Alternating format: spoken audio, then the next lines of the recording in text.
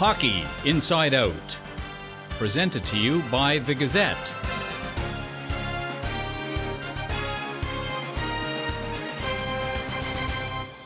Welcome to the Hockey Inside Out Show. I'm Gazette Sports Editor Stu Cowan, joined today by Pat Hickey, Jack Todd, and Mike Boone. I'd like to start by apologizing for some technical difficulties we've had with the show the last week. They've been ironed out. You should be able to watch all the shows the rest of the season with no more problems.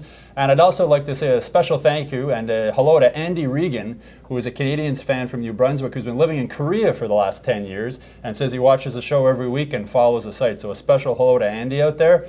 Pat Hickey, Carey Price stole a game in Calgary. I don't think there's any other way to put it. And you wonder, is it time for him to renegotiate his contract and get $9 million like PK? Yeah, unfortunately, you can't under the regulations, but certainly he's the most valuable player on this team. Without him, they don't even come close to winning that game last night.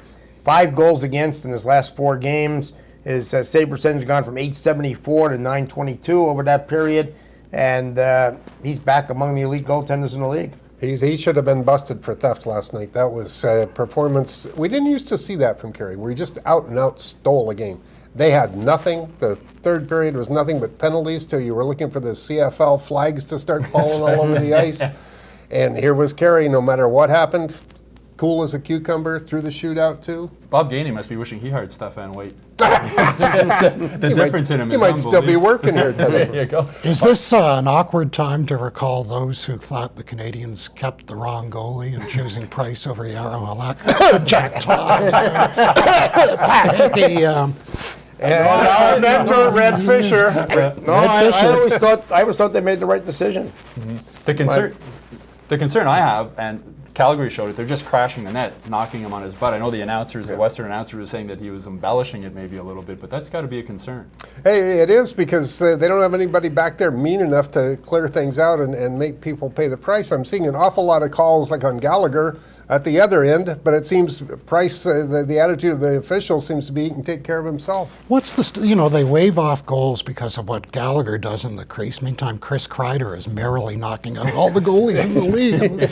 What's the story? I think it's rep. After a while, everybody's on Gallagher's case. It's changing. It's going to change his game. I'm a little bit worried about that. I think they're not giving him any slack at all.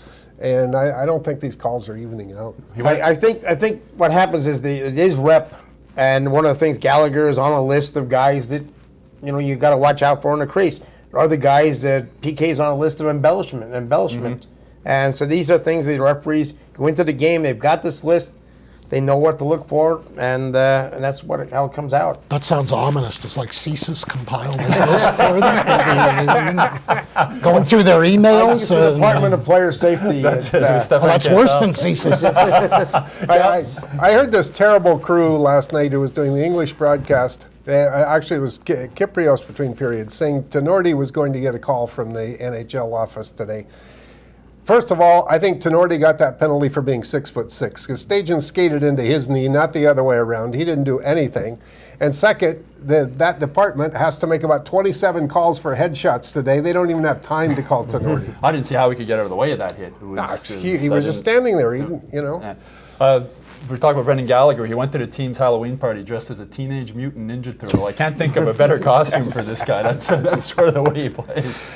He thought about going as Shaquille O'Neal, but said no, he couldn't pull it off.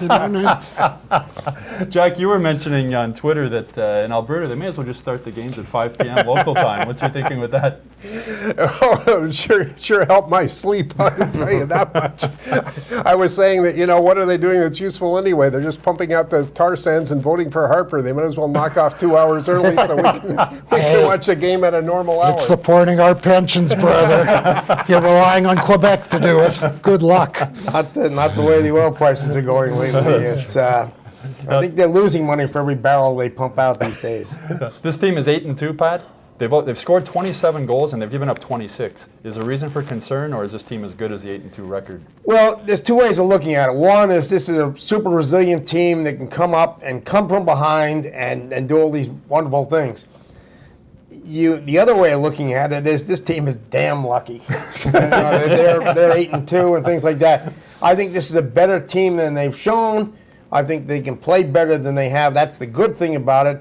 The thing is, you have to wonder when they're going to start doing it. I mean, the fact that they're 8-2, I mean, they've got 6 or 7 points there that they don't deserve to have, and those are bonus points to have. They've got a pad. They've got a bit of a lead on the rest of the Eastern Conference. Just hope they can keep it going and play a little better. Come April, nobody's going to care whether they were lucky or good. That's right. You know, That's how they There's points in the bank, and they're going to be very useful. Points. That's right. It's points in the bank and things like that. But you have to play better because you're not going to win playoff games, playoff series playing the way they're playing right now. That's a long way But off. they've gotten these points with PK really not playing like PK, with Pacioretty not getting hot yet. Power Price play a bit of struggling. a slow start before he found himself. The power play struggling. Eller having a tough season. With as much as is going wrong, you'd think the record might actually be the reverse. So, I think it points in the bank. comes back to, we mentioned on the show before, the character that Bergevin's brought into this team. Character teams win games they don't deserve to win, right? Yeah. It works out that way. For you, Pat, you're in and around the team on a regular basis. This is one of the few road trips you don't go on. In the room, who's the guy to go to now in the room after the game for quotes? Well, I mean, it depends. I mean, they talk about this leadership by committee, and that's pretty well the way it's been. I mean, PK is always available to talk, but there are some days he takes the day off, night off, or whatever. I think that generally there are very few people who aren't good to talk to in the room. We've seen Sekach isn't playing, but there's a young guy, but he talks very well. Gallagher's always good to talk to. It just depends on any given night, who's been the hero and things like that. And these guys are all pretty good talkers. There's nobody that's outstanding. There's nobody like Josh Georges that's always there and insightful. PK Subban is always there, but sometimes you get insightful stuff. Sometimes you get PK being PK. Sometimes you get cliches. So it's. The one thing you count on Josh Georges was always insightful. Brian Giunta, again, spoken cliches a lot of times, but every once in a while he'd give you that nugget of insight into what was happening with the team. There's nobody really like that. We'll be right back after a short break, and we'll ask Jack Todd who his favorite all-time Habs interview was. Oh, boy.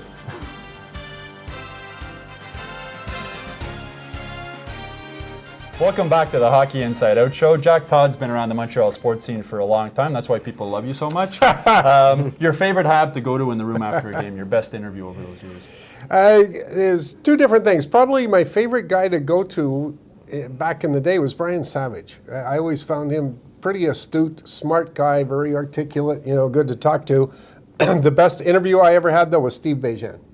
Sitting with Bejan, with him talking about, one night when he went in, I can't remember which piece of his anatomy was hanging off, going into the doctor's room with his buddy who had been an enforcer in junior, and when they started to sew him up, his buddy keeled over and passed out in the doctor's office. So everything with Bejan was like, oh, what a backstory this guy had with an alcoholic father and everything.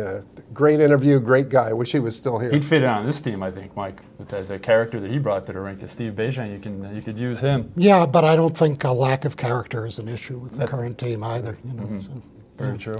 As long as they have Weaver out there. But Yeah, I wish he wouldn't wear 43 because I see 43 and I clench up, Now I see Beaulieu leaving Yakupov all along on the side of the net and then going along the side and the boards, there's a scrum and he's doing that Brisebois thing where you stand 11 feet away and poke in with your stick and kind of hope it comes to you. And I think he should be wearing 43 and Weaver should be in 28. Weaver's become one of my favorite guys to watch. I mean, he's a sign that stats don't mean anything. Right? I think he has 1 assist and he's minus 3 or 4, I think, on the season. But nobody battles harder than The this guy. Jimmy Roberts of 2014.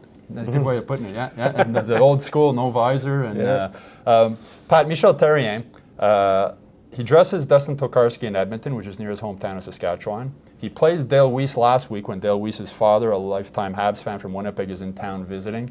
Is this the kinder, gentler 2.0 Michel Therrien? Yeah, I think you can probably read a little bit too much into that. Jared Tenorti went to Washington, his hometown, and didn't play.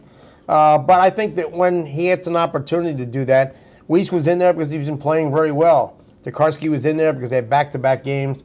I think they thought that Edmonton was going to be the weaker of the two teams they faced, and Edmonton surprised them a little bit. The Oilers, I don't know whether finally all those first-round draft choices are starting to pay off, but they've won 4 in a row now. But Plus, Price has never won in Edmonton, right? Yeah. No, and that was his first win ever in Calgary also. Right. But, you have a situation, though, I think, where, Michel is a kinder, gentler guy than he was the first time around. I think he's more knowledgeable. I think he does a better job of coaching. And, but I think that he has a difficult task right now because they do have some depth, and you got to figure out the way to get these guys in there. We haven't seen Bourneval at all this year. He played 60 games last year. You got Seycatch. You don't know what's going to happen there. Looks like I would suspect that Eller will not be playing in Vancouver. Well, he was benched the third period. And benched last night. And so it'll be interesting to see how they juggle around and who gets back into the lineup. I think some fans have seen enough of Rene Bourque. Jack. 10 games, no goals, -5. Yeah, but you got to keep him on the roster for the playoffs. I spoke with his Wisconsin. He was never drafted, Rene Bourque. Yeah. And I spoke with his Wisconsin University coach, Mike Eaves, last year, and he said, I asked him, why wasn't he drafted? And he says, I'm not quite sure if maybe he had hit that consistent button enough in his college days. He would show flashes. Like, I don't think he's ever going What to change. consistent? He's almost untradeable. He's got one more year and $3.3 million If you cap didn't hit see on him in the playoffs, it would actually be easier because you'd say he floats all the time, get rid of him. But, you've seen what the guy can do. He can be a real force on the ice. He's got the size, the speed, the shot, everything you need. He scored 27 twice in Calgary. Right? This is a total mystery to me. When they got him, they looked at his numbers. They were very similar to Mike Camilleri, the guy they gave up. And normally when you see a guy get 20, 25, 26, 27 goals, you figure that's what he can do every year. But we just haven't seen it here. First 2 games this season, I thought he was engaged. I thought that I thought this was going to be a great line. And 10 games into the season, I think Yellow's got 1 goal. Seycatch, who's out of the lineup right now, has 1 goal, and that's it from that line. Yeah. They're not a terrible line. That they play well on certain shifts. The talent is there, but no goals. But Eller, first year of a 4-year, $14 million contract. Is that going to be a mistake, Jack? I don't think it is. He was a pretty good player. He was a very good player at the beginning of last season. He was a terrific player in the playoffs. I think he's pressing. With him, I don't think it's floating, it's pressing. They're 2 different things. I still have high hopes for him. You've got to have high hopes for him with that contract. Mm-hmm. I think down the road he'll become Plekanec light. A penalty killer, a useful defensive center with more size. Yuri Seycatch, I read they did a Q&A on him in the Canadiens magazine, and they asked him about his impressions about Montreal, and he said, I can't believe all the construction. You wonder if maybe it's time to get him away from the construction and send him to Hamilton if he's not going to play here, Pat. Yeah, I'm not sure whether, how they're going to do it. I think they want to have an extra forward here. I'm not sure why Bourneval hasn't played yet. I think that they've been commuting him back and forth between Hamilton and Montreal just to get him some playing time. I think Seycatch has some skills, and I think that it's important for him to play at the highest level possible. I think the more he plays at this level, the better he's going to be in the long run. I think he's too good to... I think there's a problem. There's a bunch of guys who are too good to play in Hamilton, but not good enough to break the lineup here. This is what we've come to in Montreal. Guys are coming from former Iron Curtain countries to complain about infrastructure. Max Pacioretty in the Calgary game, whistle goes, he's offside, he goes in, he puts the puck in the net.